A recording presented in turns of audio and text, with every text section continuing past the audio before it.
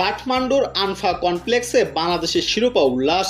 স্বাগতিক নেপালকে 4-1 গোলে হারিয়ে ফাইনালে সাফ অনূর্ধ্ব-20 টুর্নামেন্ট চ্যাম্পিয়ন হয়েছে বাংলাদেশ। বাংলাদেশ অনূর্ধ্ব-20 দলের কোচ মারুফুল হক ও আজকের অন্যতম গোলদাতা রাব্বি হোসেন রাহুল বাংলাদেশের এই ট্রফি শহীদ ছাত্র জনতাকে উৎসর্গ করেছেন।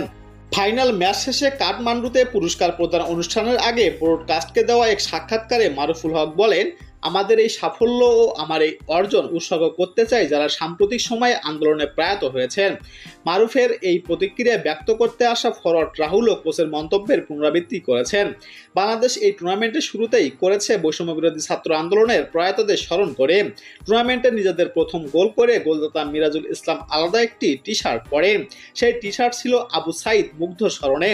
ফুটবল মাঠে এরকম জিনিস পরা ঝুঁকিপূর্ণ হলেও বাংলাদেশ অনূর্ধ্ব-20 দল সেই ঝুঁকি নিয়েছিল।